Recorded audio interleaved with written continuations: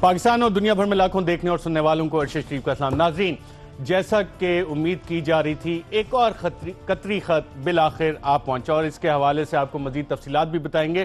اس قطری خط کی اٹیسٹیشن جن صاحب نے کیا ہمارے امبیسڈر قطر میں، ان کے بارے میں آپ کو ایک انتہائی اہم معلومات آپ تک لے کے آئیں گے اور دستاویزات کے ساتھ آپ کو بتائیں گے کہ یہ صاحب ہیں کون اور یہ کیا واقعی اتنے اچھے انسان ہیں، ان کو وہاں پہ لگایا کیوں گیا تھا، کس مقصد کے لیے لگایا گیا تھا، ان کی کوئی ڈیول نیشنلٹی تو نہیں ہے، کہیں سپریم کورٹ کے اس حوالے سے جو ججمنٹ تھی کیا ان پہ بھی اپلیکیبل آتی ہے یا نہیں، اس پہ بات کریں گے پروگرام میں آگے چل کے۔ لیکن ناظرین، جیسے جیسے سپریم کورٹ میں پاناما کا کیس حکمران خاندان کے خلاف اپنے آخری مراحل میں آتا جا رہا ہے، حکمران جماعت بوکھلاہٹ کا نظر آ رہی ہے کہ زیادہ بکھلاتی جا رہی ہے، ان کے جتنی بات چیت ہے اس میں تلخی آتی جا رہی ہے اور ایکسپیکٹ تو یہ کیا جا رہا تھا، جو ذرائع بات چیت کر رہے تھے کہ شاید سپریم کورٹ میں اس طرح کا واقعہ کوئی ہو کہ پاکستان مسلم لیگ نواز اور پی ٹی آئی کے کارکنان اور لیڈران آپس میں ان میں جھڑپ ہو گئی سپریم کورٹ کے احاطے میں،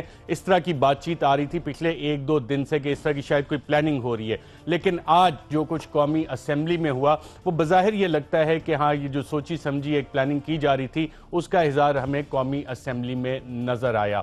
آخر وجہ کیا ہے؟ حکومت اور خاص طور پہ پاکستان مسلم لیگ نواز، چاہے اپوزیشن بینچز پہ ہو چاہے حکمران بینچز پہ ہو، کیا وجہ ہے کہ ہمیشہ قومی اسمبلی میں انہی کے ارکان آگے بڑھ چڑھ کے نظر آتے ہیں اس طرح کی کاروائیاں کرتے ہوئے؟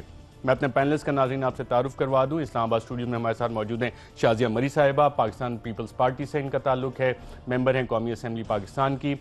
ہمیں جوائن کر رہے ہیں بیرسٹر علی ظفر صاحب، سابق صدر ہیں سپریم کورٹ آف پاکستان کے، اور کچھ ہی دیر میں ہمیں فواد چودھری صاحب جوائن کریں گے جو اس معاملے پہ پاکستان تحریک انصاف کے ترجمان بھی ہے۔ شازیہ مری صاحبہ، پہلے تو یہ بتائیں ہوا کیا تھا، یہ معاملہ ٹریگر کیسے ہوا؟ بہت شکریہ ارشد شریف صاحب۔ آپ نے جس طریقے سے فرمایا کہ پاکستان مسلم لیگ نون وہ جماعت ہے کہ جب وہ اپوزیشن میں ہوتی ہے تو بھی جو اپوزیشن کا ایک رویہ ہوتا ہے وہ دکھاتی ہے، بلکہ ایکسٹریم لیول پر چلی جاتی ہے۔ آپ کو یاد ہوگا پچھلے 5 برسوں میں جس طریقے سے پاکستان پیپلز پارٹی کی حکومت رہی ہے، کیا ایسی کوئی میں حرکت کہوں گی انہوں نے نہ کی ہو اسمبلی فلور پہ، جس کو آج جو تجزیے ہیں اس حساب سے بلو دا بیلٹ بھی کہا جا سکتا ہے، لیکن بہرحال پارلیمنٹ میں ان کا احتجاج کرنے کا حق تھا اور پیپلز پارٹی نے بحیثیت حکومت ہمیشہ بڑی میں سمجھتی ہوں کہ بردباری کا مظاہرہ کیا۔ اب یہی مسلم لیگ نواز جب حکومت میں ہوتی ہے، جس طرح آپ نے کہا کہ یہ ایک مذاق ہے، کہ وہ اسی طرح بیہیو کرتی ہے جس طرح وہ اپوزیشن میں بیہیو کیا کرتی ہے۔ بالکل، آپ اسی واقعے کا ذکر کر رہی ہیں جو اس وقت ناظرین ہماری اسکرین پہ بھی دیکھ رہے ہیں، آپ بھی یہ دیکھ سکتی ہیں۔ جی بالکل، یہ پلکارڈز یہ ایک اپوزیشن جماعت نے اٹھائے ہیں تو سمجھ آ رہا ہے، لیکن آپ ان کی ایکسٹریم لیول دیکھیے کہ وہ کس ایکسٹریم پہ۔ آپ کو شاہد خاقان عباسی صاحب نظر آ رہے ہیں، آپ ہاتھا پائی دیکھ لیں، شاہد خاقان عباسی صاحب کا آپ نے دیکھا پنچ، واضح نظر آ رہے ہیں اور آج کی کارروائی میں بھی وہ آپ کو نظر آئیں گے۔ یہ دیکھ لیجئے، یہ آج اگر یا صادق صاحب اس وقت روکنے کی کوشش کر رہے تھے، جو روکنے کے لیے تو آج بھی لوگ ٹیبل پہ چڑھے گے، آپ کے دور حکومت میں جب آپ گورنمنٹ بینچ روکنے کے لیے تو آج بھی کچھ لوگ ٹیبل پہ چڑھے گے۔ حنیف عباسی صاحب جو دیکھ رہے ہیں ان کے ایکشنز، باڈی لینگویج۔ اور آج جو واقعہ ہوا، اگر آج کی فوٹیج ہمارے پروڈیوسر آپ کو آج بھی آپ کو لگے گا کہ یہ اپوزیشن میں ہی ہے۔ یہ واقعہ آج کا پیش آیا، آج وہی پاکستان مسلم لیگ نواز، ایک دو وہی والے ہمیں صاحبان نظر بھی آئے۔ فرق یہ ہے کہ ایاز صادق صاحب اب سپیکر کی سیٹ پہ وہاں پہ عابد شیر علی آج تھے نہیں اسمبلی کے ہال میں تو وہ وہاں آپ کو نظر نہیں آئے، لیکن خاقان عباسی صاحب جو ہیں وہ اپنی روایت کو قائم و دائم رکھتے ہوئے آگے بڑھے ہیں۔ اور یہ شروع کس طرح سے ہوا معاملہ؟ دیکھیں، بیسیکلی اپوزیشن نے 19 جنوری کو ایک پریویلیج موشن جمع کرایا تھا جس میں خورشید شاہ صاحب اور دیگر اپوزیشن کے جو پارلیمنٹری لیڈرز ہیں انہوں نے سگنیچرز کیے تھے، تو وہ موورز تھے۔ یہ جمع کرایا تھا وزیر اعظم صاحب کا جو بیان تھا جو انہوں نے پارلیمنٹ میں آ کے دیا تھا 16 میں پچھلے سال 2016 کو، اس بیان کو جس طریقے سے حکومت ڈس اون کرنے کی مختلف کوششیں کر رہی ہے یا اس بیان کی ایک انسلٹ کرنے کی کوشش کی جا رہی ہے، گو کہ یہ پارلیمنٹری فورم پر یہ بیان ہے جو کہ ہمارے لیے سپریم فورم ہے، اور خود بھی نواز لیگ جب کسی بھی چیز سے بچنا چاہتی ہے تو پارلیمنٹ کا رخ اختیار کرتی ہے۔ تو جب ایک سپریم فورم پر ایک بیان دیا گیا ہے, کبھی اس کو سیاسی بیان کہہ کے اس کو ڈیفیم کیا جاتا ہے, کبھی کہہ دیا جاتا ہے کہ جی وہ جھوٹ نہیں تھا لیکن غلط بیانی ہو سکتی ہے. تو یہ اس قدر حیران کن بیانات آ رہے تھے حکومت یا ان کی جو ریپرزنٹیشن ہے اس کی جانب سے کہ تمام اپوزیشن کو انسلٹ یہ محسوس ہوئی, اپنا پریولیج بریچ ہوتا نظر آیا. لہٰذا چند اراکین جو مختلف جماعتوں کو بلانگ کرتے تھے انہوں نے مل کے ایک پریولیج موشن لکھا, جمع کرایا اور یہی خواہش کی کہ جی پریولیج بریچ کیا ہے, لیڈر آف دا ہاؤس نے کیا ہے, اور اگر وہ کہتے ہیں کہ میں نے کوئی پریولیج بریچ نہیں کیا تو وہ آ کے کہہ دے کہ منوان جو میں نے اسمبلی میں کہا تھا وہی درست ہے اور باقی تمام چیزیں غلط ہیں. ہم تو بحیثیت پارلیمنٹیرین یہ امید رکھتے تھے, لیکن آج صرف 2 تقاریر ہو سکی. خورشید شاہ صاحب نے جیسی تقریر ختم کی وہاں سے ایک وزیر صاحب کھڑے ہو گئے. حالانکہ پریولیج موشن پر بے شک اسپیکر صاحب نے کہا میں نے ایڈمٹ نہیں کیا, لیکن وہ اراکین جنہوں نے سائن کیا ان کو موقع دے رہے تھے کہ وہ ہاؤس کو کنونس کر سکیں کہ آیا یہ پریولیج, یہ بھی طریقہ ایک ہوتا ہے. تو انہوں نے ٹھیک ہے آپ کو دے دیا. تو جن اراکین نے دستخط کیے تھے جو کہ موورز تھے, کم از کم وہ تو بات کر لیتے, لیکن ان کو بات کرنے نہیں دی گئی. اول تو پریولیج موشن کیوں نہیں آیا, میں اسپیکر صاحب نے میں سمجھنے سے قاصر ہوں کہ انہوں نے کیوں پریولیج موشن جمع نہیں کیا. یہ تو سینکٹیٹی آف دا ہاؤس ہے. کیا وہ لیڈر آف دا ہاؤس ہے اسی لیے جمع نہیں کیا؟ کیا وہ وزیر اعظم پاکستان ہے؟ دیکھیے وہ لیڈر آف دا ہاؤس بعد میں ہے, پہلے وہ ایم این اے ہے. تمام ایم این اے ایکول ہے. جاتا تو نواز شریف صاحب کا کیا ہونا تھا؟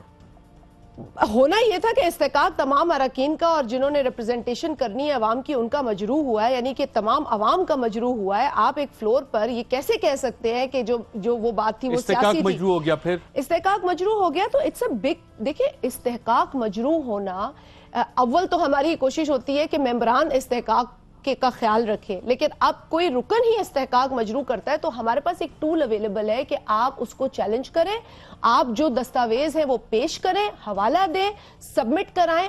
اور میری نظر میں اسپیکر صاحب یہ ایڈمٹ کر بھی لیتے تو آج کوئی حرج نہیں تھا. میرا خیال ہے کہ ان کی جو کرسی کی ایک نیوٹرل پوزیشن ہے وہ واضح ہو جاتی, لیکن چونکہ یہ بھی میں سمجھتی ہوں کہ پتہ نہیں انہوں نے یہ کیسے ہمت جٹائی کہ انہوں نے بات ہی کرنے دی پریولیج موشن پر, لیکن جب بات کرنے دے ہی رہے تھے تو دیگر 5 اراکین رہ گئے تھے. ہمارا یہ مطالبہ تھا, ریکویسٹ کل صبح بھی ایسے ہی دیکھنے میں آئیں گے یا کل کچھ؟ دیکھیں یہ اب یہ ایک تو چیئر جو کہ نیوٹرل ہوتی ہے اور تقاضا یہی ہے چیئر کا کہ وہ امپارشل بیہیو کرے. دوسری چیز یہ ہوتی ہے کہ حکومت کو بھی کچھ کوڈ آف کانڈکٹ اپنا برقرار رکھنا ہوتا ہے, حکومت کی طرح بیہیو کرنا ہوتا ہے, اپوزیشن کی طرح نہیں. اب جس طریقے سے ایک سینئر, میں تو کہوں گی خاقان عباسی صاحب ایک سینئر منسٹر ہے, جس طرح وہ چل کے آتے ہیں, اول تو ان کا بنا نہیں آنے کا کوئی جواز. شاید خاقان عباسی صاحب جنہوں نے ڈیل قطر کے ساتھ کی. بالکل قطر کا تعلق ہے. اب شہاب صاحب جو کہ پارلیمنٹری افیئرز کے لیڈر ہیں, منسٹر ہیں, وہ انچارج ہیں, وہ آ جاتے ہیں. زاہد حامد صاحب جو اکثر یہ آتے ہیں بات کرتے ہیں وہ بھی نہیں. لیکن آؤٹ آف دا بلو جب ایک اور منسٹر سامنے آتا ہے اور ایک انوائرمنٹ جہاں پہ بحث و مباحثہ چل ہی رہا ہے کہ آپ فلور دیں اپوزیشن کو, کیوں آپ منسٹرز کھڑے کر دیتے ہیں؟ بیرسٹر علی ظفر صاحب, آج جو کچھ قومی اسمبلی میں ہوا, کیا اس کی وجہ وہ کیس تو نہیں جو سپریم کورٹ میں اب تقریباً اپنے آخری مراحل میں داخل ہو چکا ہے؟ دیکھیں جو سپریم کورٹ کے باہر جو عدالت لگتی ہے جس میں بحث و مباحثہ ہو رہا تھا, ایک دوسرے کے خلاف تنقید ہو رہی تھی, میں اس کو سپورٹ کر رہا تھا. میں نے یہ کہہ رہا تھا کہ ایک بڑا اچھا ایک رائٹ ہے, ایک فریڈم آف ایکسپریشن, اس کو فریڈم آف سپیچ کہہ لیں, وہ ایک بنیادی حق ہے ہر ایک کا. اور پولیٹیکل چونکہ کیس ہے اس میں پولیٹیکل اس کی کونوٹیشن ہے تو دونوں کو بولنے دیں. لیکن میں بار بار یہ بھی کہتا تھا کہ جو اپنی زبان ہے وہ پارلیمنٹری لینگویج کے دائرے میں ہی رکھیں. یہ سارے لوگ جو انوالو ہوئے ہیں آج اس قصے میں جو ہوا, آج انسیڈنٹ ہوا, وہ میں جانتا ہوں ان سب کو اور بڑی مجھے عزت ہے کیونکہ وہ میرے لیڈر ہیں. وہ سارے وہ لوگ ہیں جن کو ہماری عوام نے پارلیمنٹ میں بھیجا ہوا ہے. اور میں بڑی خوشی سے بات کرتا تھا جب میں کانفرنسز میں جاتا تھا کہ جی دیکھیں آپ کے یورپین پارلیمنٹس میں اس طرح لڑائی ہو جاتی ہے, آپ کے ایشین پارلیمنٹس میں ہو جاتی ہے, لیکن پاکستانی پارلیمنٹ ایک ایسا ہے, حالانکہ جمہوریت ہماری بہت کمزور ہے اور بڑے ہمارے جمہوریت کو دھکے بھی ملے ہیں, دھچکے بھی ملے ہیں, لیکن پھر بھی ہمارے جو پارلیمنٹیرینز ہیں, ہمارے لیڈران ہیں, وہ آپس میں بات بہت کرتے ہیں, بحث بہت کرتے ہیں, لیکن फिजिकल नहीं होते, कभी कोई हाथा पाई नहीं करते, कभी कोई एक चले दूसरे के खिलाफ इसको भी इस तरह जमहूरी नहीं, जिस हुस्न तरह कहा जा सकता है एक लिहाज से, क्योंकि बाकी पार्लिमान, दुनिया की पार्लिमान में भी इस तरह के मनाजिर हमें देखने में मिलते हैं, लेकिन पाकिस्तान में बड़े रेयर है। ये जमहूरियत नहीं जी। अच्छा, ये नहीं है जमहूरियत का, ये जमहूरियत नहीं जी। आई थिंक इसको मुझे बहुत अफसोस हुआ इस बात पे, और मेरा ख्याल है इसको हमें कंडेम करना चाहिए, क्योंकि देखें हमारा जो यूथ है, हमारे जो यंगस्टर्स हैं, हमारे जो जवान हैं, नौजवान हैं, वो इसी को देखेंगे, इन्हीं लीडरान को देखेंगे। मैं आपको बताऊं, एक साल मैं जब था प्रेसिडेंट सुप्रीम कोर्ट बार का, तो मैंने बड़ी कोशिश की कि हमारे वकला में भी ये एक टेंडेंसी आ रही थी इस तरह की हरकत की, और मैं उनको यही कहता था कि देखें आप पार्लियामेंटेरियंस की तरह बिहेव करें। पार्लियामेंटेरियन बिहेवियर एक कॉन्सेप्ट है हमारी। बिल्कुल सही, पार्लिमानी बिहेवियर, और इस पे चीजें आगे आज ये रेफरेंस शायद वो ना दे सके, लेकिन यकीनन मैं एग्री करूंगी कि अफसोसनाक बात है, मैच्योर लोग हैं, सीजनड भी इसमें बड़े पार्लियामेंटेरियंस हैं। चंद एक जिनकी तस्वीर आप देख रहे हैं फुटेज में, वो तो बहुत सीनियर है, तो हम वो दावा भी करते हैं जब उनको एक्सपीरियंस झाड़ना होता है कि हम तो बहुत पुराने हैं, आपको क्या पता। तो अगर ये रिवायात डल गई तो हमें किसी पार्लियामेंट से अपने झगड़े को कंपेयर नहीं करना चाहिए, लेजिस्लेशन को करना चाहिए, असेंबली में आने को करना चाहिए, जो कि लीडर ऑफ द हाउस आना पसंद नहीं फरमाते। नाज़रीन, अब आते हैं आज की कार्रवाई के हवाले से। आज सलमान अकरम राजा साहब, हसन और हुसैन नवाज के वकील, उन्होंने पहली दफा कुछ दस्तावेजात पेश किए और हुकूमती लोग दावा करेंगे जनाब हमने मनी ट्रेल पेश कर दिया। बहुत अच्छी बात है। जब आप उन दस्तावेजात को देखते हैं तो उसमें एक और कतरी खत नज़र आता है, उसमें आपको कुछ हिसाब किताब नज़र आता है जो कि गालिबन एक्सेल की शीट पे बैठ के हमारे FA/FSC के स्टूडेंट्स भी बना सकते हैं, और एक अकाउंटेंट्स की विज़र्डी होती है, जादूगरी होती है, शायद वो भी आपको नज़र आ रही है, और इस तरह के रिमार्क्स सुप्रीम कोर्ट में भी हमें सुनने को मिले।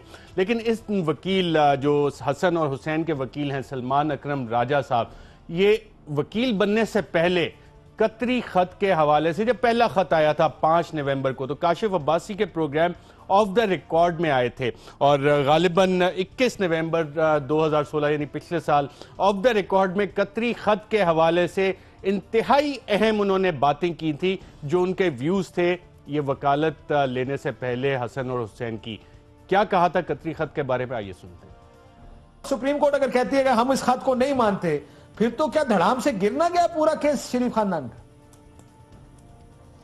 देखिए, सुप्रीम कोर्ट उस सूरत में ये कहेगी कि हम इस खत को नहीं मानते अगर वो शहजादा इनकार कर दे अदालत में आने से, या किसी और तरीके से अपनी शहादत देने से इनकार कर दे, जरा करवाने से इनकार कर दे।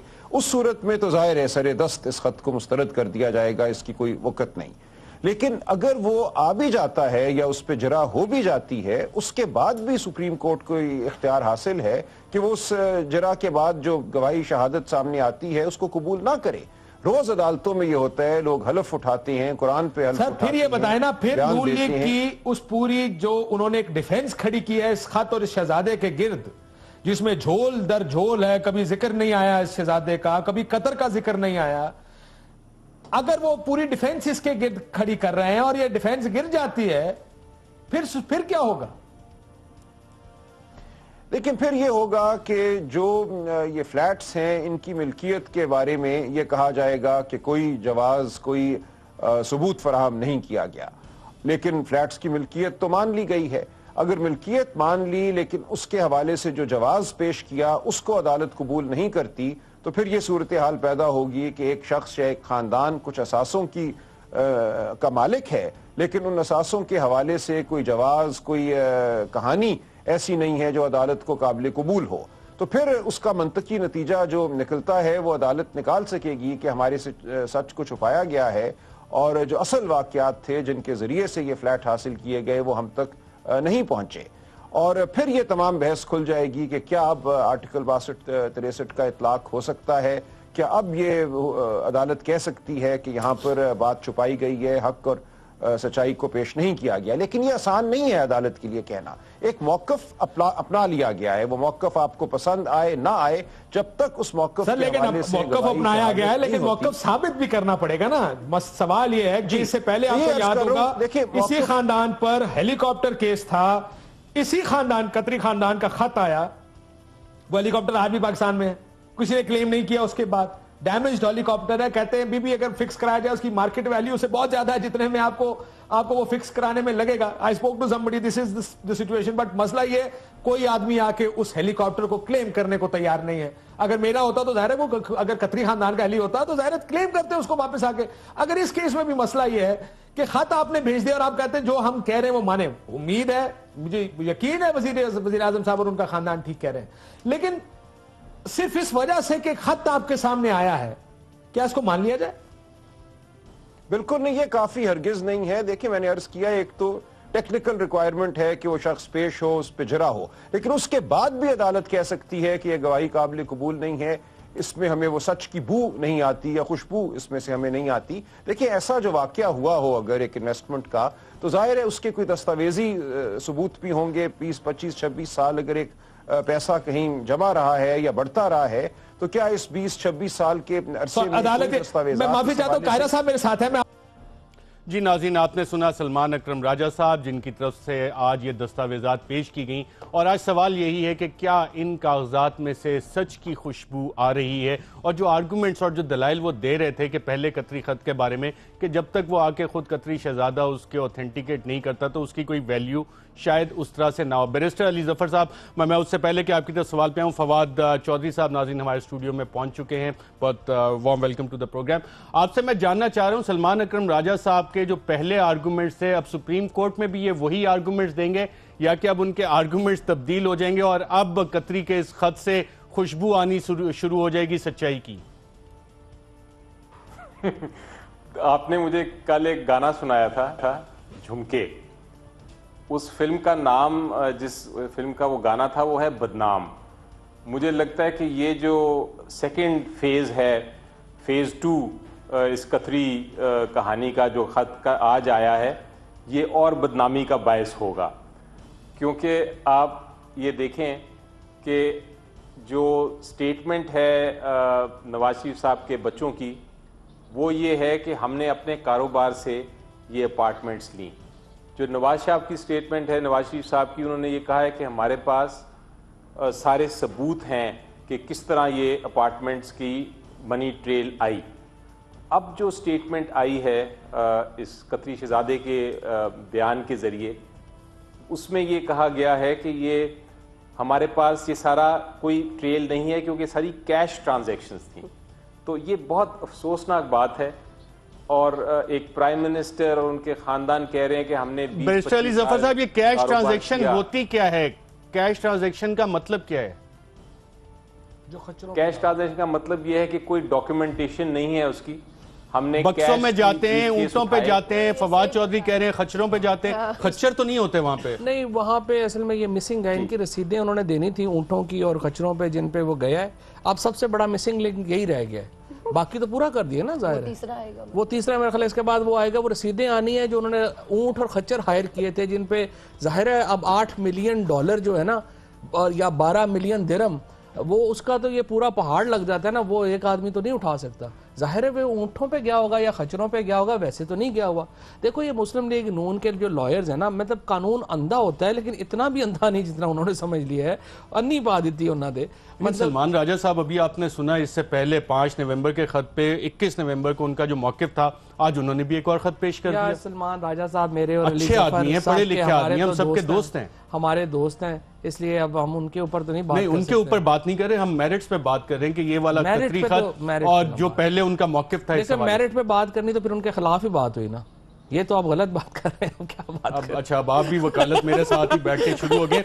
लेकिन ये खत तैयार किस तरह से हुआ और इसकी बाज़गश्त कैसे पहले से आ रही थी? नाज़रीन, 12 जनवरी को हम प्रोग्राम में बैठे थे इसी स्टूडियो में, और जब ये खत तैयार हो रहा था कतर में, कौन वहां पे गया किस तरह, तो हमारे पास कुछ इत्तलात आई थी, और 12 जनवरी को इसका हवाला खावर घुमन भी मेरे साथ बैठे थे, किस लिहाज से दिया गया, आइए देखते हैं। कतर से कुछ और भी चीजें आने वाली बिल्कुल खावर गुमन साहब, ये मैं भी आपकी खबर के साथ साथ मेरे भी जरा यही बता रहे हैं कि एक और खत कतर से शायद आने वाला है और मजीद आके वो शायद सुप्रीम कोर्ट में प्रेजेंट हो गए। खत तैयार हो के शायद एम्बेसडर शहजाद अहमद साहब तक शायद कोई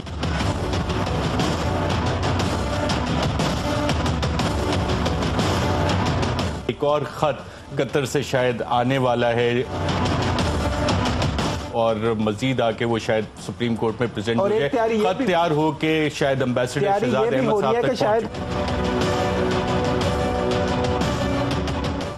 اور جی ناظرین, آپ دیکھ رہے ہیں دستخط 10 جنوری کو شہزاد احمد صاحب نے کیے اور 12 تاریخ کو ہم نے یہ بتایا کہ یہ معاملات اس طرح سے ہو رہے ہیں. اب یہ شہزاد احمد صاحب ہیں کون؟ ان کی کہانی ناظرین بڑی ہی انٹرسٹنگ ہے. جن صاحب نے اس کو اٹیسٹ کیا, کہنے کو تو پاکستان کے سفیر ہیں دوحہ قطر میں اور اسٹیٹ آف پاکستان کو ریپریزنٹ کرتے ہیں, لیکن 5 نومبر والے خط پہ بھی شہزاد احمد کے دستخط آپ کو نظر آتے ہیں, اس والے خط پہ بھی آپ کو شہزاد احمد کے دستخط نظر آتے ہیں. شہزاد احمد کی اپوائنٹمنٹ کی تھی طارق فاطمی صاحب نے. نارمل پروسیجر ہوتا ہے کہ فارن سیکرٹری موو کرتے ہیں اسمبلی, لیکن یہ special adviser to the prime minister آپ دیکھ سکتے ہیں طارق فاطمی صاحب موو کر رہے ہیں اور کہہ رہے ہیں بہت سینئر بینکر ہیں, 22 سالہ ایکسپیرینس ہیں, اور وہ سینئر بینکر بھی کیش پہ کہہ رہے ہیں کہ کام ہو رہا ہے, اس کو اٹیسٹ کر کے بھیج رہے ہیں. اور طارق فاطمی صاحب نے یہ موو کی سمری جس کو وزیر اعظم صاحب نے اپروو کر دیا. اب اس حوالے سے طارق فاطمی صاحب کے خلاف اسلام آباد ہائی کورٹ میں ایک مقدمہ بھی زیر سماعت ہے. ہم اس طرف تو نہیں جاتے, لیکن میں اب آپ کو ناظرین ایک دستاویز دکھانے لگا ہوں, اور یہ ہے شہزاد احمد صاحب نے جب 2007 میں پاکستانی پاسپورٹ اپلائی کیا تو ادر سٹیزن شپ انہوں نے لکھا برطانیہ, یونائٹڈ کنگڈم, اور پلیس آف ایشو بھی آپ دیکھ سکتے ہیں پاکستان یو کے پاکستان مشن سے شاید ایشو ہوا ہے. جب اس میں آپ آ کے ان کا پریزنٹ ایڈریس دیکھ رہے ہیں تو وہاں بھی برطانیہ کا ایڈریس دیا گیا ہے. اور سب سے انٹرسٹنگ, جب اس میں آپ پرماننٹ ایڈریس دیکھتے ہیں تو وہ دفتر خارجہ کے جو لاجز ہیں سیکٹر G51 اسلام آباد میں, اس کا ایڈریس دیا گیا کہ جناب یہ میرا پرماننٹ رہائشی پتہ ہے, مستقل رہائشی پتہ ہے. اس کے بعد دوبارہ بھی ان کا پاسپورٹ رینیول کے لیے گیا اور وہاں بھی ہمیں یہی چیزیں نظر آئیں. یونائٹڈ کنگڈم, برطانوی شہریت, ڈیول نیشنلٹی, انہوں نے بتایا کہ دوہری شہریت ان کے پاس ہے. ایڈریس اس میں بھی انہوں نے اسلام آباد کا وہی فارن آفس والا دیا. ہم نے آج جب پتہ کیا کہ جناب اس پتے پہ رہ کون رہا ہے, کیونکہ پرماننٹ ایڈریس تو ہے جناب شہزاد احمد صاحب نے دیا ہوا, پتہ لگا وہاں پہ طاہر اندرابی صاحب جو ڈائریکٹر ہیں فارن آفس کے سرتاج عزیز صاحب کے ساتھ, وہ یہاں پہ رہائش پذیر ہیں. فواد چودھری صاحب, سپریم کورٹ کی ججمنٹ ہے ڈیول نیشنلٹی کیس میں, کانسٹیٹیوشنل پٹیشن نمبر 5 آف 2012, اور اس میں کافی سارے ریفرنسز کے ساتھ ساتھ برطانوی کوئین کے ساتھ جو اوتھ ہوتی ہے وہ بھی بتائی گئی ہے. امبیسڈر لگ سکتا ہے ڈیول نیشنلٹی کے ساتھ جو کہ پاسپورٹ اپلائی کرنے کے لیے پرماننٹ ایڈریس پہ بھی جھوٹ بول رہا ہوں, اس کی اٹیسٹیشن کی ویلیو کیا ہوگی؟ اچھا, ایک امپورٹنٹ فیکٹ میں اور آپ کو لگانا چاہتا ہوں. شہزاد صاحب ہی کی جو بینکنگ ہے وہ ڈوائچے بینک کے ساتھ ہے, اور جو شہزاد احمد صاحب کی یا ان کے والد صاحب نسیم احمد صاحب, وہ دبئی میں ہوتے ہیں. ان کا جو سٹرونگ کنیکشن ہے, آپ کو یہ بھی معلوم ہے کہ ان پراپرٹیز کے ایوز ڈوائچے بینک نے 7 ملین پاؤنڈ لون دیا تھا. وہ لون کس نے لے کے دیا تھا اور وہ لون کس نے فیسیلیٹیٹ کرایا تھا؟ انہی نے کروا کے دیا تھا, اور انہوں نے ہی یہ ساری جو پراپرٹیز ہیں, یہ آپ دیکھیں قطر کنیکشن جب آپ نکالتے ہیں یہ ایک عجیب و غریب ہے. مثلا سیف الرحمان صاحب وہاں پہ بیٹھے ہوئے ہیں, وہ محمد بن جاسم کے پارٹنر ہیں. محمد بن جاسم LNG کے پاکستان کے تمام بڑے پروجیکٹس میں محمد بن جاسم اس وقت شامل ہیں. جو اس وقت پاکستان کی تمام ڈیلنگز ہیں پیٹرولیم کی, ان میں محمد بن جاسم کیا ہوا ہے. میں آپ کو اگلے سیگمنٹ میں سنا دیتا ہوں. میں صرف ایک جاننا چاہ رہا ہوں شازیہ مئی صاحبہ, یہ جو ججمنٹ آئی تھی اس میں کافی سارے آپ کی پارٹی کے لوگ بھی تھے. نون لیگ کے امبیسڈر اپوائنٹ ہو سکتے ہیں جن کی دوہری شہریت اور یہ حکومت پاکستان کا دستاویز ہے؟ ارشد, آپ نے یہ بات کی ہے, میرا اس میں بڑا کلیئر موقف ہے. دیکھیں اس کا مقصد کیا ہوتا ہے کہ آپ اس ملک کے اندر جو بھی کام کرتے ہیں, پارلیمنٹ میں سروس کرتے ہیں یا کسی بھی اسٹیٹ کے ادارے میں کرتے ہیں, تو اس میں آپ کی کوئی لائلٹی جو ہے وہ ڈسٹریبیوٹ نہیں ہوتی, ڈیوائیڈ نہیں ہوتی. ججمنٹ میں یہی بات لکھی ہوئی ہے جو آپ کہہ رہی ہیں. میں آپ کو بتا رہی ہوں, جب میں نے پوری ججمنٹ, تو یا تو آپ پارلیمنٹیرینز کو بھی اس کٹہرے میں کھڑا نہ کریں, اور کرتے ہیں تو پھر ایتھیکلی مورلی آپ تمام لوگوں کو ان ویلیوز کے دائرے میں لے کر آئیں. کی ویلیو کیا ہوگی جو ایک امبیسڈر پرماننٹ ایڈریس میں وہی تو کہہ رہی ہوں نا کہ اس امبیسڈر کو جو انہی پراپرٹیز کا حصے دار ہے, اور جو کنیکشن فواد چودھری صاحب بتا رہے ہیں, تو پھر ریوارڈ بھی ہے, یہ ریوارڈ ہے. آپ دیکھیں کہ اس وقت یہ بزنسز ہیں سب کے سب, LNG کے, پیٹرولیم کے, پاور پروجیکٹ سارے کس سے ہو رہے ہیں؟ قطر سے ہو رہے ہیں. اور قطر میں کون بیٹھا ہوا ہے؟ ٹرسٹڈ انسان ہی یہ تمام کام کر سکتا ہے. اور آپ ان کا, آپ نے ابھی ان کی سی ڈی دکھائی ہے, ان کی جو طارق فاطمی صاحب نے یہ لکھا ہے کہ ان کا بینکر. اب مجھے آپ بتائیے کہ بینکر کا امبیسڈر لگنے میں کیا تعلق ہے, اور وہ بھی قطر میں 22 سالہ, اور بینک آف سکاٹ لینڈ جس سے حسن نواز کے. میں بیرسٹر علی ظفر صاحب آپ سے جاننا چاہوں گا, آپ کیونکہ یہ معاملات کافی دیکھتے بھی رہے, نارملی کیا سفیر ہی اٹیسٹ کر کے بھیجتا ہے اس طرح کے دستاویزات, یا کاؤنسل جنرل کا کام ہوتا ہے اور شہزاد احمد صاحب نے یہ سائن کر کے بھیجا؟ سیکرٹری کا کام ہوتا ہے. جی بیرسٹر علی ظفر صاحب، کاؤنسل جنرل، جی یہ کاؤنسل جنرل کا کام ہوتا ہے اٹیسٹیشن، ایک باقاعدہ یہ پروٹوکول ہے جس کے تحت اٹیسٹیشن ہوتی ہے. لیکن جو میں آپ سے بات کرنا چاہ رہا تھا، ایڈ کرنا چاہ رہا تھا یہ قطری خط کے بارے میں، وہ یہ تھا کہ دو بڑے اہم اس میں پوائنٹس ہیں. ایک یہ ہے کہ ہماری لیگل لینگویج میں اس کو کہا جاتا ہے ہیئر سے. ہیئر سے کا مطلب سنی سنائی بات. ابھی بھی یہ لیٹر جو ہے، جو خط آیا ہے، یہ سنی سنائی بات ہے. قطری جو سٹیٹمنٹ دے رہے ہیں وہ اپنے والد صاحب اور اپنی خاندان کی بات کر رہے ہیں کہ میرے خاندان کا یا میرے والد صاحب کا جو بالکل صحیح. بیرسٹر علی ظفر صاحب میں اس کی طرف تو آتا ہوں.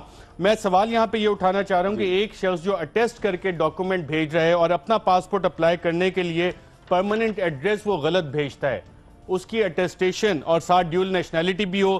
سپریم کورٹ کا فیصلہ ڈیول نیشنلٹی کے حوالے سے بڑا واضح ہو. برطانیہ کی کوئین کے ساتھ آپ نے اوتھ لی ہوئی ہو، اوتھ لائلٹی کی. تو اس حوالے سے کیا سپریم کورٹ کے جو فیصلے ہیں ڈیول نیشنلٹی کے حوالے سے، بڑی ڈیٹیل ججمنٹ ہے ماشاءاللہ، جیسے شازیہ مری صاحبہ لائلٹی کا ایشو ریز کر رہی تھیں، وہ کویشچن ان کے حوالے سے نہیں اٹھتا؟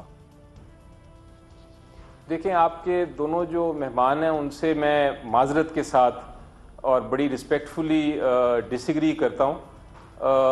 ایکچولی میرا پوائنٹ آف ویو یہ ہے کہ آئین میں جو پارلیمنٹیرینز ہیں ان کے لیے تو ایک شک ہے ضرور کہ وہ ڈیول نیشنلٹی نہیں رکھ سکتے، لیکن جو نان جس طرح ایمبیسڈرز ہو گئے، جس طرح اور آفیشلز ہو گئے، ان کی ڈیول نیشنلٹی پہ کوئی پابندی نہیں ہے قانون میں. اور میرا اپنا ذاتی رائے یہ ہے کہ ڈیول نیشنلٹی سے لائلٹی چینج نہیں ہوتی، بلکہ میں نے اپنے جو پاکستانی بھائی ہیں جنہوں نے ڈیول نیشنلٹی لی ہوئی ہے، سر صفحہ نمبر 50 میں ججمنٹ کا پڑھتا ہوں. جسٹس جواد ایس خواجہ صاحب نے لکھا تھا، "It is hard to see how someone who has openly renounced and abjured all allegiance to Pakistan or who has sworn allegiance to a foreign monarch can then be safely entrusted with the sacred trust of protecting the interest of the people of Pakistan." ناظرین یہاں پہ ایک وقفہ لیتے ہیں، وقفے کے بعد دوبارہ آپ کی خدمت میں حاضر ہوں گے، اور جب آئیں گے تو آپ کو بتائیں گے کہ فواد حسن فواد صاحب اور جاسم التھانی اور قطری فیملی کیا ملاقاتیں ہوئی. جو ذکر فواد صاحب کر رہے تھے سیف الرحمان صاحب کا، وہ کس حوالے سے تھا، اور یہ سارا جو نیکسس بنتا جا رہا ہے، یہ معاملہ اب صرف قطری خط کا نہیں رہ گیا. اب سوال یہاں پہ یہ بھی اٹھتا ہے کہ وزیر اعظم ہاؤس میں بیٹھ کے کیا پاکستان کے مفادات کے بارے میں بات ہو رہی ہوتی ہے، یا اپنی ذاتی انویسٹمنٹس قطر کے ساتھ، المرکب کے ساتھ، پورٹ قاسم اتھارٹی کے ساتھ جو بلینز کا کانٹریکٹ کیا ہے، اس میں بھی کہیں شیئر ہولڈنگ تو نہیں ہے؟ ایک وقفے کے بعد.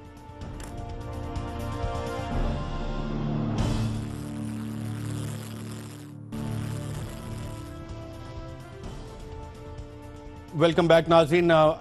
ہم نے جانے سے پہلے بات کی ڈیول نیشنلٹی کی. شازیہ مری صاحبہ، میں صرف ایک بات، کیونکہ یہ لمبی بحث ہے اور پروگرام جو ہے ہم اسپیسیفک آج پاناما کے ایشوز پر کر رہے ہیں اور آپ کے پاس نئی انفارمیشن بھی ہے، تو آئیڈ لائک کہ ہم اس پہ بھی بات کریں. لیکن کیونکہ بیرسٹر صاحب نے ایک بات کی ہے تو میرا یہ ماننا ہے کہ دیکھیے ڈیول نیشنلٹی کا جو اسپرٹ ہے نا، اس کو سمجھنے کی ضرورت ہے. میں بالکل ان کی آرگیومنٹ اور ان کی جو ابھی انہوں نے ایک بات کہی ہے کہ آئین کے اندر پارلیمنٹیرینز کے اوپر یہ ایک قطغن ہے یا ایک پروویژن ہے، لیکن اس چیز کو بھی میں کہتی ہوں کہ ہم کھول کے، اگر تو پاکستان میں لائلٹی گیج ہو رہی ہے ڈوئل نیشنلٹی کے لیول پر اور اس کو گیج رکھا ہوا ہے، تو پھر پارلیمنٹیرینز پر یہ شک کیوں کیا جاتا ہے کہ اگر ان کی ڈوئل نیشنلٹی ہوگی تو وہ سرو نہیں کریں گے. لیکن ڈوئل نیشنل اگر وہ ایلیجبل ہے مجھے ووٹ کرنے کے لیے بینگ اے پاکستانی اور ایمبیسڈر اپوائنٹ ہونے کے لیے، تو وہ ڈوئل نیشنل، یا تو وہ ڈوئل نیشنل خود بھی ایلیجبل ہونا چاہیے جب وہ ووٹ کرنے کے لیے عقل رکھ سکتا ہے، لائلٹی رکھ سکتا ہے، یا پھر یہ قدغن ہم پر سے بھی، پارلیمنٹیرینز پر سے بھی ہونا چاہیے. فواد حسن، میری نظر ڈسکریمنیشن ہے. فواد حسن فواد صاحب، principal secretary to the prime minister. ابھی التھانی فیملی کے جو خط آ رہے، ایک 5 نومبر کو آیا، ایک 22 دسمبر کو تیار ہوا، 10 جنوری کو شہزاد صاحب سائن کرتے ہیں، ایمبیسڈر ڈیول نیشنلٹی ہولڈر. اس سے پہلے کہ یہ معاملات کچھ چل رہے ہیں تھانی فیملی سے، اور جو اب بھی حکومت آئی 2013 کے بعد، فواد حسن فواد صاحب کس حیثیت میں جا کے ان سے ملتے رہے اور کس لیے ملتے رہے، آئیے سنتے ہیں. بات یہاں پہ ہو رہی ہے حقائق کی. میں آپ کو پوری ذمہ داری کے ساتھ یہ کہتا ہوں کہ میں خود شیخ حمد اور شیخ جاسم سے مل چکا ہوں، اور المرکاب ان کی کمپنی ہے. انہوں نے پار چائنا اور المرکاب کی جوائنٹ میٹنگ قطر میں ہولڈ کی ہے، اور اس میٹنگ میں انہوں نے یہ کلیئرلی آن دا ٹیبل یہ کہا ہے کہ 51% share holding port Qasim project میں پار چائنا کی ہے، 49% شیئر ہولڈنگ المرکاب گروپ کی ہے۔ جی ناظرین، بات ہو رہی ہے حقائق پہ، اور سابق سینیٹر سیف الرحمان صاحب بھی اس کا اقرار کرتے ہیں، المرکاب 49%۔ آئیے سنتے ہیں۔ تو آپ کا اس میں کیا رول ہے جو پورٹ قاسم اتھارٹی کا جتنا پروجیکٹ ہے، کیونکہ پروجیکٹ انسیپشن سے لے کے سائننگ تک اور پھر انوگریشن تک آپ سب جگہ پہ وہاں پہ نظر آ رہے ہیں، دستاویزات میں آپ کے دستخط بھی کچھ جگہ پہ ہمیں نظر آئے ہیں؟ ہاں بالکل، میں شیخ صاحب کو ریپرزینٹ کرتا ہوں۔ شیخ صاحب کی ایک پوری ٹیم ہے جس میں 3 ڈائریکٹرز ہیں، اور اس میں ایک لیگل ہے، ایک فائنینشیل ہے، اور ایک میں لوکل سپورٹ کے لیے ان کو ہیلپ آؤٹ کرتا ہوں، کیونکہ میں نے ان کو یہ راستہ پاکستان کا دکھایا تھا، اور میں ان کو ہر طرح سے کنوینس کرتا چلا گیا کہ آپ انویسٹمنٹ کریں۔ اس لیے آپ مجھے وقتاً فوقتاً اوپنلی دیکھیں گے پورٹ قاسم کی جو انوگریشن ہوئی، جو سیکرٹری میں تھا، اور اس ڈاکومنٹیشن کی جب سائننگ ہوئی، جب ان کے شیخ صاحب کے ریپرزینٹیو سائننگ کر رہے تھے، تو میں بھی ادھر ساتھ کھڑا تھا، اور اس میں تو کچھ چھپانے والی بات نہیں ہے۔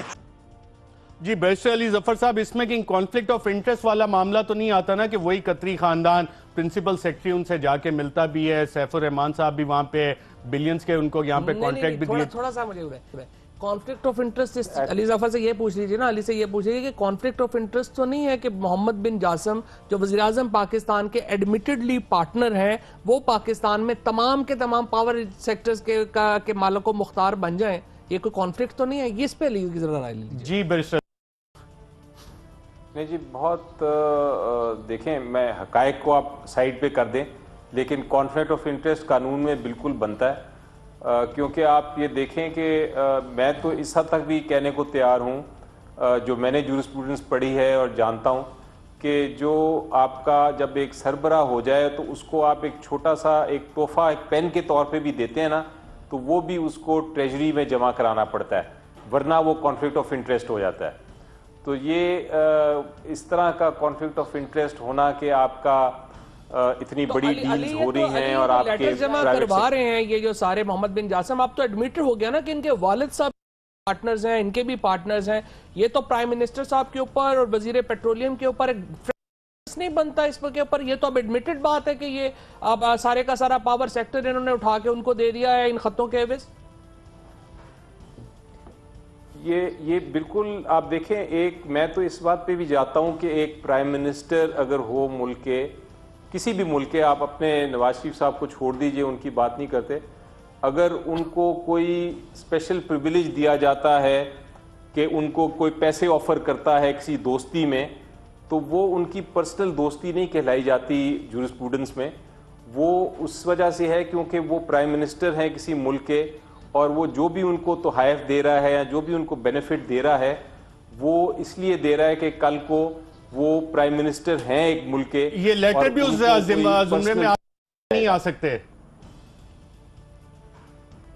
تو میرا خیال ہے جی کہانی ہے، کہانی ہے۔ بیرسٹر علی ظفر صاحب بہت شکریہ ناظرین پہ، ایک وقفہ ہمیں لینا ہے، وقفے کے بعد جب دوبارہ واپس آئیں گے تو ہم نے آپ کو بتایا principal secretary to the prime minister Fawad حسن فواد صاحب، سیف الرحمان صاحب اور لیٹسٹ قطری خط اور شہزاد احمد کی اپوائنٹمنٹ، یہ ساری چیزیں جو چل رہی ہیں یہ کس طرح سے چل رہی ہیں، اس پہ مزید بات کریں گے ایک وقفے کے بعد۔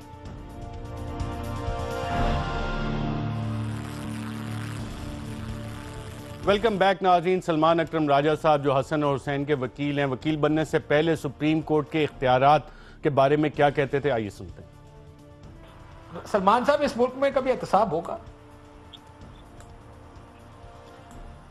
دیکھیں جی، ابھی تک تو نہیں ہوا، اور یہ جو جمہوری احتساب کا یا سیاسی احتساب کا ایک بیان ہے، وہ کوئی عدالتی احتساب کا نعم البدل نہیں ہے۔ ہر معاشرے میں، زندہ معاشرے میں دونوں چیزیں ساتھ ساتھ چلتی ہیں، عدالتیں اپنا کام کرتی ہیں، جمہوریت اور سیاسی عمل اپنا کام تو آپ یہ کہہ رہے ہیں کہ عدالتوں میں بھی یہ کام چلنا چاہیے تھا اور پارلیمان میں بھی یہ کام چلنا چاہیے؟ یہ بالکل، اب دیکھیں جو ٹی او آرز والی بات تھی وہ پرانی ہو گئی، کیونکہ اب معاملہ بہت آگے بڑھ گیا ہے۔ اس وقت تو یہ خیال تھا کہ شاید فلیٹس کے حوالے سے کوئی اعتراف ہی نہیں ہوگا اور جا کے کھوج لگانا پڑے گا، فورنزک آڈٹ کرنا پڑے گا کہ کیا واقعی یہ فلیٹ ہے نہیں ہے۔ اب تو بات بہت آگے بڑھ گئی، فلیٹس کی ملکیت بھی تسلیم ہو گئی، ذرائع بھی کے حوالے سے بھی ایک بیان سامنے آ گیا۔ اب تو سپریم کورٹ کے پاس جو طاقت ہے جو کہ بے انتہا ہے آئین کے آرٹیکل 184 صرف نہیں 187 کے تحت بھی ٹو ڈو کمپلیٹ جسٹس، اس طاقت کے استعمال کا اب سوال ہے کہ سپریم کورٹ کس حد تک اس طاقت کو استعمال کرے گا۔ جی شازیہ مئی صاحبہ آپ نے سنا۔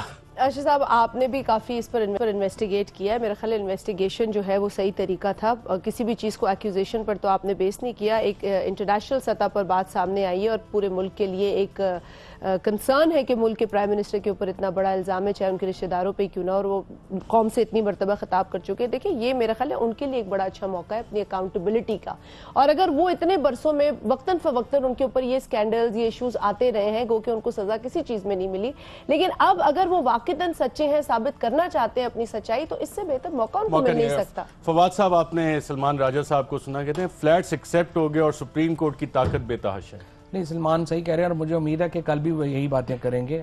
ظاہر ہے اب یہ تو نہیں کہ ٹی وی پہ اور باتیں اور وہاں پہ اور باتیں، لیکن بہرحال ایک بات ضرور ہے کہ یہ آرگومنٹ جو ابھی آج منی ٹریل جو پیش کیا ہے اور جو آرگومنٹس پی ایم ایل این دے رہی ہے، اس کے بعد طلسم ہوش ربا کی ایک نئی کتاب جو ہے وہ مارکیٹ میں آئے گی، اور مجھے بات یہ ہے کہ جو اس کے بعد پی ایم ایل این کو اور نواز شریف صاحب کو اور فیملی کو، عمر عیار کا کردار کس کا ہوگا؟ وہ تو پھر میرا خیال ہے کہ اس وقت جو ہے وہ قطری شہزادہ ہی ہے جو عمر عیار کا خطاب ہوگا، پاکستانی ایک قطری شہزادے اس کی تلاش کرے گا، اور اس کے یہ قطری شہزادہ عمر عیار کی زنبیل ہے، اصل میں عمر عیار نہیں ہے جس میں ہر چیز نکل آتی، ہاتھ ڈالو مرضی کی چیز نکال لیتے۔